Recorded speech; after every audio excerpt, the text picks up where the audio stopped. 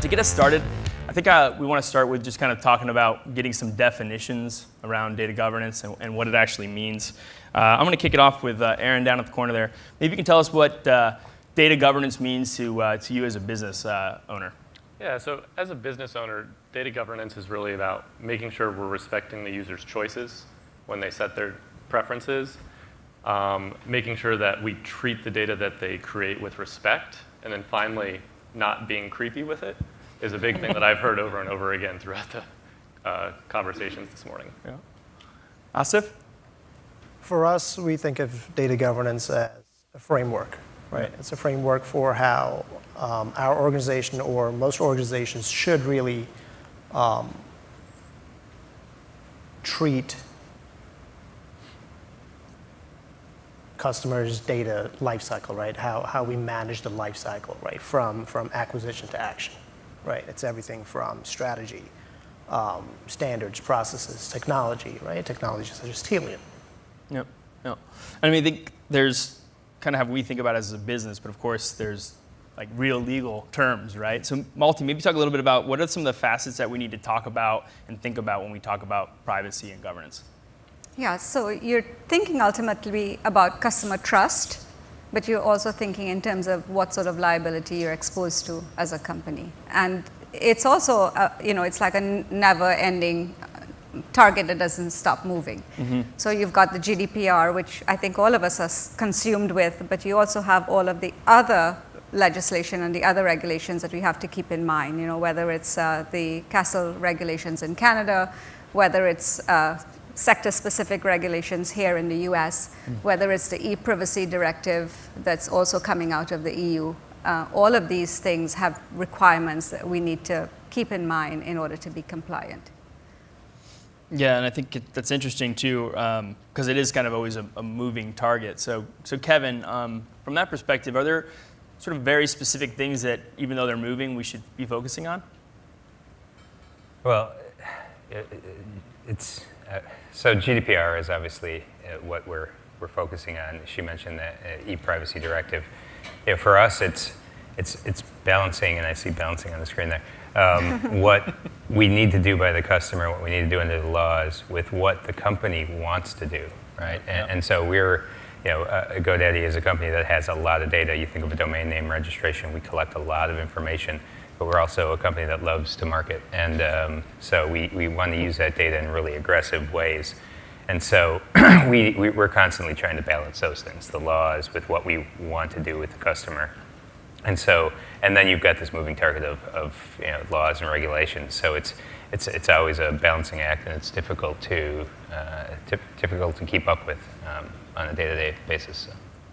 Yeah, and I think it's really interesting to hear you talk about having to figure out that balancing act, right? Because we are marketers and we do want to market our products and our services, right? And so I think that's an interesting one, because we need to start considering why, as a business, and I'm going to go back down to Aaron on the end, if you don't mind, why as a business we should be focused on this? I think if we don't focus on it now, it's going to sneak up on us, right? The last time we had this conversation within Cisco was in 2013 when we had to put a banner notice on there, right? But it's actually prompted this interesting conversation of, we used to specifically, the statement was, what do we have to do to be able to transact business in a specific country? And that's actually evolved over the last couple months into, how do we always do the right thing when dealing with customer data and privacy? So it's actually kicked off a larger conversation, moving us to being a more transparent organization and company than previously just slapping up a opt-out button. Yeah, I mean, I love that. Do the right thing. I mean, that is kind of one of the biggest things we've been talking about today around being polite. Asif, how do you and what are you thinking about in terms of governance and how it impacts the business? You had some unique things there, I think. Absolutely. So, it's not to say, I'm not going to say we don't care too much about privacy. We're a media company. We're not gated, so we don't have a lot of PII. But, from a governance point of view, it's one of the most important things, right? We obviously have more data right now than we can consume. Mm-hmm. And by now, I think we've all have our list of KPIs, right? And when we do figure out what those KPIs are, it is ever more important to keep those alive, right? And as clean as possible. And that's when governance kicks in, right? It's to make sure that you've honed in on those KPIs, you know what moves your business, you know what moves the needle. How do you keep that alive? How do you keep that clean? How do you keep it actionable, right? So it comes down to, again, everything I spoke about, about the framework, right? It comes down to strategy, it comes down to access to data, right? It comes down to processes. Again, technology, who has access, who goes on, what's the ROI in throwing a tag up, right? Not to muddy up, not to dirty that data, right, that you've worked so hard to get to. Because as we all know, there's nothing worse than 30, 60, 90 days looking back at data and going, oops, right, we missed that. Right. Or we don't trust it, right? Or we don't trust it, right? So that's the other big key, right, is that increasing trust in your data, right? Because again, those KPIs, those measured KPIs, you want to be able to trust that data, right? We always hear about, X% of C-suites don't trust the data that they receive. That simply sucks because we put so much work, right, into tagging, capturing, defining, right, implementing, and then to realize, you get this fancy dashboard, a really nice presentation, and someone in the back of the room goes, yeah, but is it right? Right? It just kind of makes your gut turn, and you're like, there goes 3 months of my, hard work. Yeah. Well, it's like Mike was saying earlier, right? If we want to be data-driven organizations, then we have to trust the data, right? That we're making decisions on. It seems like a really important piece. Kind of maybe switching in, there's clear legal impacts, right, to why we have to focus on that. So, Malti, why don't you maybe start and talk a little bit about the post-GDPR world, right, and some of the things that I think all of us need to really know about? Yeah, so the first thing to keep in mind is that May 25th of 2018 is the line in the sand on GDPR compliance. So if you have not started doing your data protection assessments or whatever you need to do to get compliant, that time passes very quickly. And at the same time, Kevin and I were just talking about the working party just sent out some information regarding the e-privacy directive. Now, you all are probably familiar with that. That's the whole cookie law that's been in existence for a long time. But what the new regulations are going to do is sort of pin themselves to the GDPR, also be effective as of May of 2018. And it's going to, I think, have a lot of change in the way we track and we obtain consent. This whole idea of what we can track, how long we can keep the data, what are we going to do with it, those are all going to be pivotal. To me, the bottom line is the risk that we're exposed to if you're not compliant with GDPR. I mean, 4% of global income, or 20 million pounds, would be the high level. The low level is 10 million pounds, or 2% of global. And it touches anybody who markets, right? It's not just for people who are in EMEA. It touches anybody who markets or who has access to personal data coming out of EMEA. So whether we like it or not, as US companies, we have to be compliant. So I love that you just kind of touched on that, right?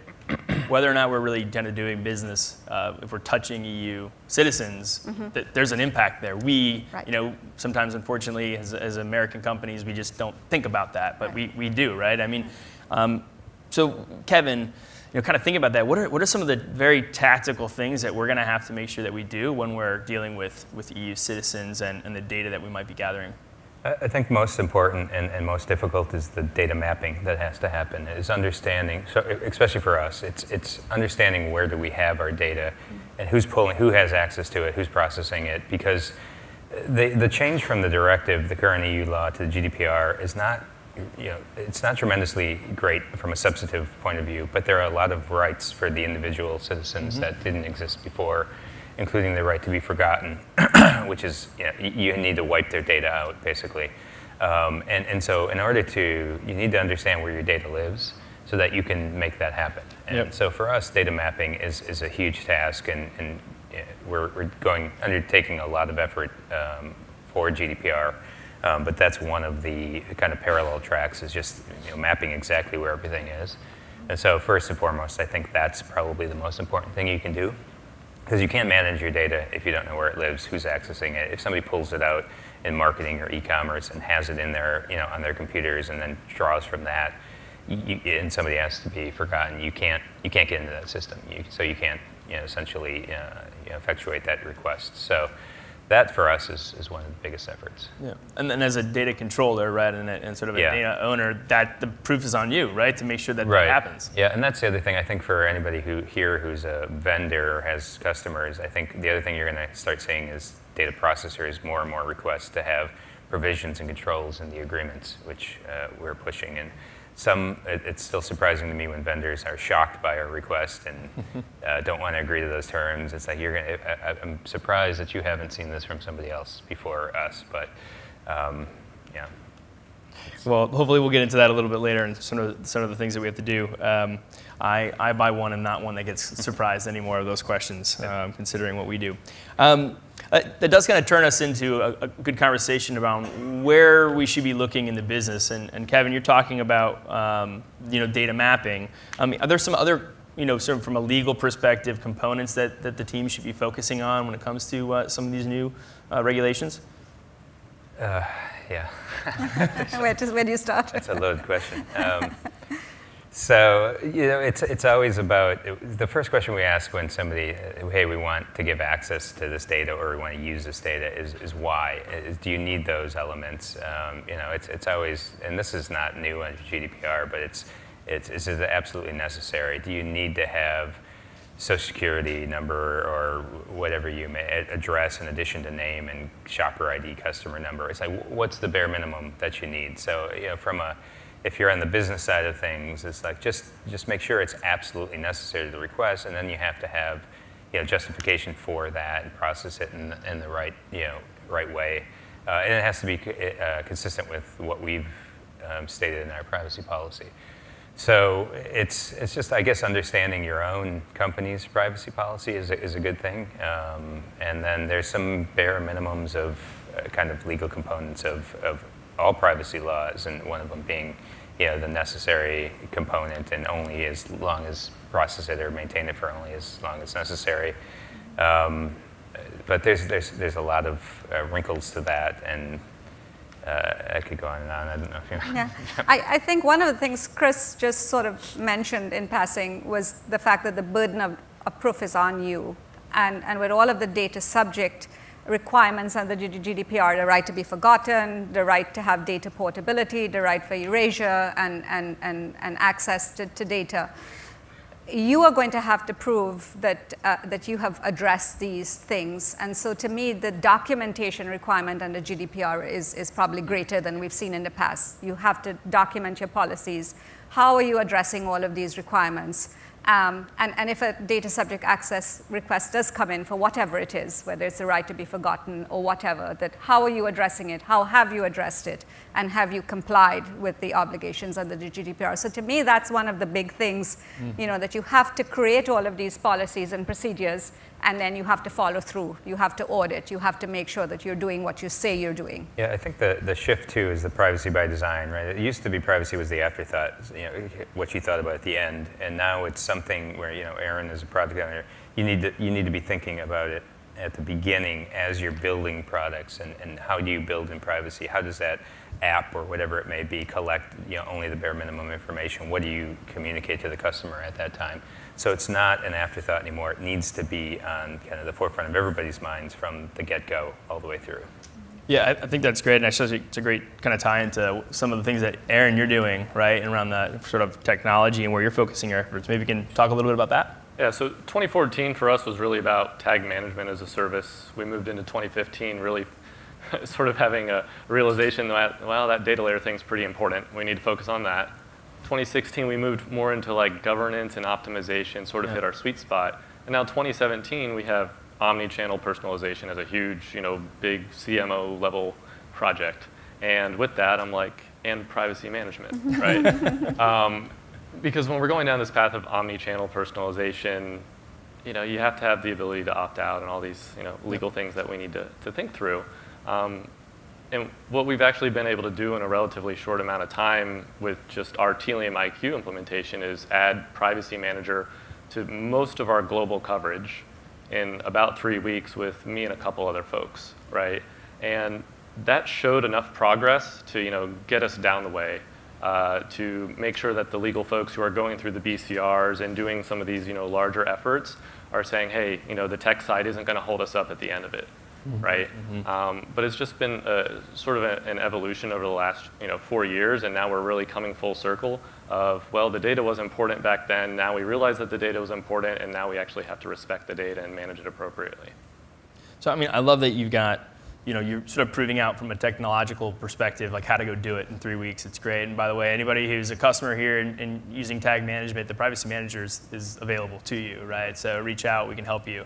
But there's a lot of business process that has to go into that too. And so, and I thought it was really interesting because, Asa, if you were talking about, why am I putting a tag in place? And Kevin's sitting here and he's saying, well, you need to define why it is that you're going to use that vendor and collect that data. And so maybe talk a little bit about how and where we should focus from a business process perspective. Right. So again, like Kevin mentioned, from a legal point of view, from a business point of view, that's one of the first things we ask, right? Is what's the ROI in this, right? Is this a POC?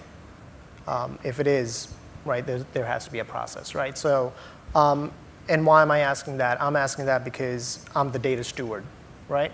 And we've talked about that, and we've heard that word today, and I've seen some Twitter buzz around that. What does that mean? That means I'm the gatekeeper, right? And no, it's not just a one-man show, right? Yes, we're a committee of a few people, right? We get together and we talk about tags, very exciting. We meet once a month. Yes, right? Real great bar conversation. So, and we talk about what goes up, right? What comes down? Yeah. Why is it there? What's the ROI? What are the KPIs? What are we going to measure it against? And all of that good stuff, right? And how does it get implemented? Is it tag on page? Is it tagged via Tealium, right? Some vendors, I'll call them out, ComScore, Nielsen, right? Don't like tag managers, right? They want SDKs on apps. They want code on page. Yep. So you talk about those processes, right? You talk about how do they get implemented, how do we keep it alive, who gets reporting, who gets access, right? Where does this data end up, right? We've talked about piggybacking, right? So you need to talk about all of that, right? And all while, yes, I being in product, I focus a lot on internal and making our products better, but at the same time, you have to realize these are people, right? You have to value their privacy, so you have to keep all of that in mind. So again, going back to your question, it's about managing data stewardship, right? Yep. Standardization of tags, right? So as you go through this process of defining who goes up, what goes, we're really talking about a process, right? So we follow a process, a template, and schedules, right? Things can't just live there forever. Right. Yeah, sometimes taking things away and making sure that you're not giving data away when you don't need to is a critical part of governance, right? And, absolutely. And I love the idea of a committee. We actually, at Tealium, we kind of put together how to get started with a data governance panel. It's a webinar. You can check it out on our website, and we're a big fan of committees. They're the best. No, I'm just kidding. So let's get real tactical now and talk a little bit about what are some of the things that we absolutely need to do. And so everyone leaves Digital Velocity, they know exactly what's on their hit list. Kevin, I'm going to come back to you. What are some of the projects you had talked a little bit about what are some of the key projects you guys are working on now? So we're kind of going in stages. You build on what you're doing, but our first step in kind of the GDPR readiness was an assessment that we're doing with the trustee. And then in parallel to that, mapping the data. And then you build off of that, and Malti mentioned the need to document. And so ultimately, once you know where everything exists, you have to have data processes and policies in place, written ones that you follow. So it's not just good enough to write them down. You need to actually do what you say. And so the commitments, I think, under GDPR that you make are much more serious than what's under the directive and other laws. So so it's just that's a big part of it. We've gone with you guys through the tag management side. We recently drafted our own cookie policy. And we have a modal that can allow you to turn cookies on and off. So I think it's just kind of comprehensive all over the place with privacy. It's not just related to GDPR, but cookie management as well.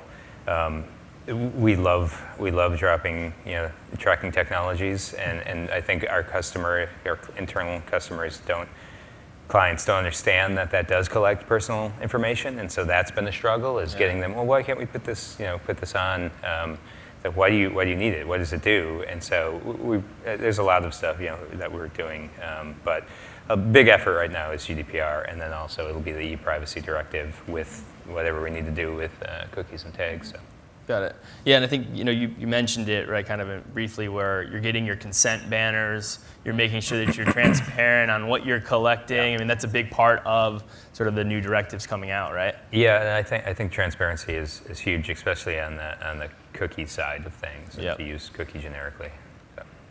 And I find it interesting too that even though we talk about cookies, that's a pretty broad term, from to local storage and to even to sort of web beacons. What's that? Web beacons, everything. Yeah, beacons, right? So we all walk around and we're technologists and we think cookies is the third-party, first-party cookie, but actually under many of these regulations, it's a much broader and looser sort of description. So it's something you absolutely need to take a look at and do an inventory on. Malti, why don't you talk a little bit about what we're doing at Tealium? Tealium, yeah. So the first thing we did, I feel very lucky at Tealium that we really have executive buy-in. But the first thing we did is put together a sort of a committee comprising various aspects of the company, because we're looking both in terms of Tealium as data controller, because we have EU employees and we have EU customers, and then Tealium as data processor, which is all of the customer data that we collect from our customers. And so we have on the committee, Chris is on the committee, we also have HR, we have marketing, we have InfoSec, we have product, we have legal. So we've got a broad representation. And then like Kevin's company, we also hired a third party to do our data protection assessment. We used AppSec, not Trustee. Because we had a prior relationship with AppSec, they did our certification for our SOC 2. And so now we're in the process of doing that evaluation. We're looking at our policies and procedures. AppSec is also doing interviews with all of our vendors. We're looking at our vendor contract, because vendor management is terribly important, right? You have to know, again, to steal from Kevin, you have to know where your data is, and a lot of times it's not with you necessarily, it might be with one of your vendors. So we're looking at all of that, and we're also trying to, again, in order to honor the transparency requirement under the GDPR, looking at our own privacy policy and trying to sort of, create really readable, easy to understand documentation out of it. So right now, our cookie policy is embedded within our privacy policy, so we're looking to pull it out and have two separate documents, again, looking at readability, understandability, and absolute transparency. Sounds like we're trying to be polite to our customers a little bit there, right? Making sure that they feel like we have their interests when we're collecting and managing data. I think we do. It's really honest. It's not just being polite. And it's a requirement. It's also a requirement too. I think the big one for me too is I spent a lot of time on the road, and I was actually with a prospective customer. Actually, they are a customer, and they asked us what we're doing, and clearly we're very, very forward thinking at Tealium on GDPR and the regulations. And I answered the question right away, told her exactly what we're doing. And she looked at me and said, I've asked 10 vendors, and they couldn't answer that question. And so, that's not so much, hopefully, those of you that are customers have faith in us, but you should be going out and talking, right, to your vendors and asking these questions, because it is very important that they get in compliance. For anyone, too, who's a Privacy Shield, that's a requirement, is that your vendor, you have the right terms and conditions in your vendor contracts, which is the 9-month window is soon expiring. Asif, maybe talk a little bit about what you guys are doing at Univision. Yeah, absolutely. So, we've recently, it's no surprise, Univision's been known as the #1 Hispanic, media company, right? And we've recently made some acquisitions. Gizmodo Media, now known as Gawker Media, our stake in The Onion, right? So we're expanding our audience. With all of those acquisitions, guess what it comes with? Data, right? Different implementations.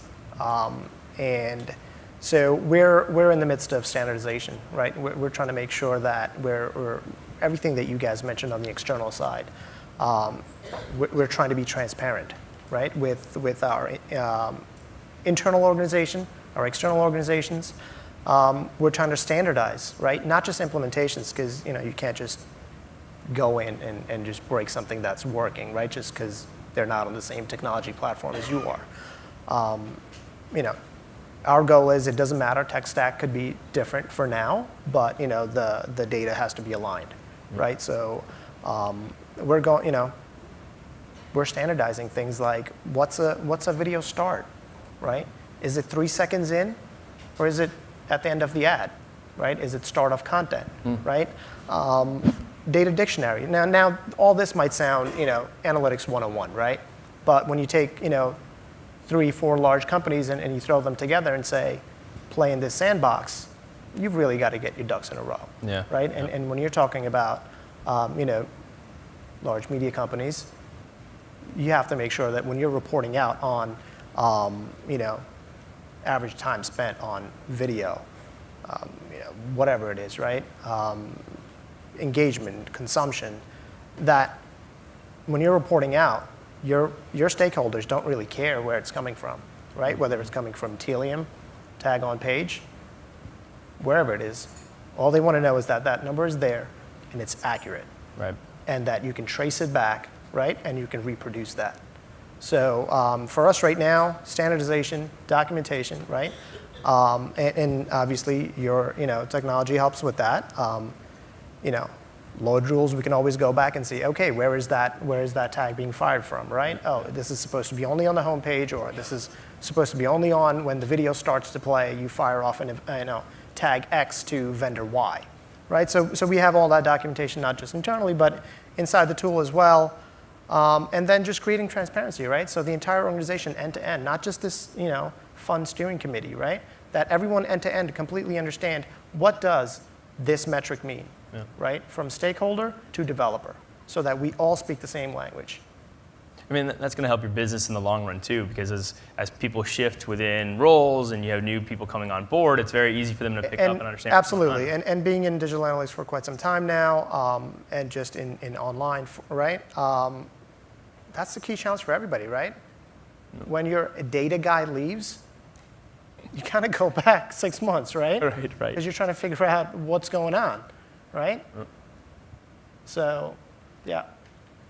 Yeah, I mean, I like the idea too, where maybe doing spring cleanings, right? Where you get that committee together, kind of take a look. Absolutely. So, again, not a one-man show, but at the same time, someone mentioned this earlier, right? It's the old saying, garbage in, garbage out, right? You've got to babysit your data, right? You have to babysit those 10 KPIs that you've figured out that, that you've got to keep alive. And yeah, absolutely. Once a quarter, pick a time frame, whatever works for you, right?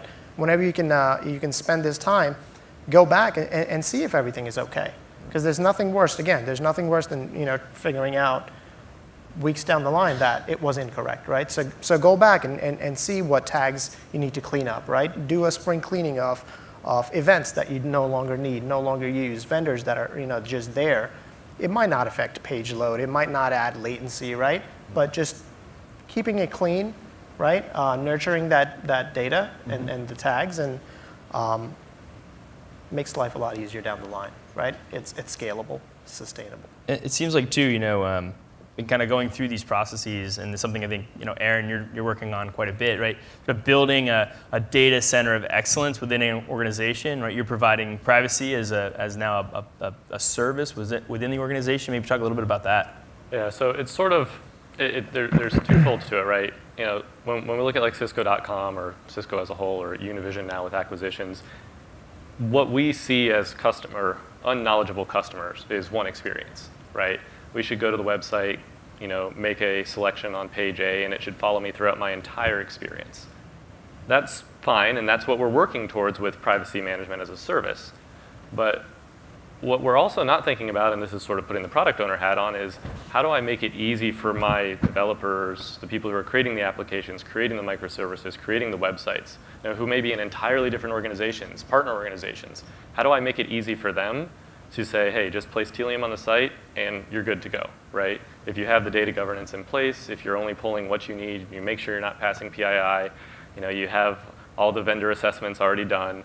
How do I not only make it a seamless experience externally, but also internally? How do I offer it up to all my stakeholders and clients internally so that they don't have to go talk to legal and privacy and all those folks, right? That should really be part of the steering committee, but someone in the product team over in San Jose or wherever they're located, they don't necessarily need to have those intimate conversations. It needs to be thought of at that a little bit of a higher level. Yeah, make governance plug and play within the organization. I think Exactly. That's a great opportunity. So I'm sure kind of as we wrap up, everyone's been spending a great deal of time listening to us. What are some very tactical things that everyone can walk out of here and get started with today or tomorrow? I'm sure you're all going to go back to your rooms and read about GDPR. I'm gonna go and start with you, Malti. Maybe you can kind of give us some sources of materials that you follow. Yeah. So I know with Brexit coming, it's a little bit of an unknown, but I really like the Information Commissioner Office's website, the UK DPA. That's a really, really good website. I also rely a lot on the International Association of Privacy Professionals. Some of their material is only available for members, but there's a lot of stuff that you could get available to the public. And if you could get buy-in from your organization and you're really interested in privacy, to become a member, it's really cheap. It's just like a couple $100 a year. So those are two that I look at a lot. Some other sources, but those are two that I find to be really good. Great, and just so everyone knows, that's IAPP.org and ICO.org.uk. Aaron, I'm going to kick it over to you. Same question. What if you're going to tell somebody today, go out and get something done after a long day at Digital Velocity? What would you do? Check to see if someone's doing something already in your organization. That's the first thing. If you are marketing, or if you're in marketing, there may be someone else thinking about it. If you are marketing, go talk to legal. They may be thinking about it, right? And there's going to be some synergies between the two. And then, following up after that, see what internal resources your company has. Whenever we onboard a vendor, we do a lot of this stuff, right? Whenever we go through InfoSec review, I was able to take a look at the Tealium GDPR checklist and go, yep, we did that, we did that, we did that, and I didn't have to do any work. It's just part of our existing business processes. So you may be doing some of the stuff already that you don't know, and it's just making sure that it does fill that checkbox. That's a great, kind of why start from scratch when you've already got some of it working. Kevin, what about you?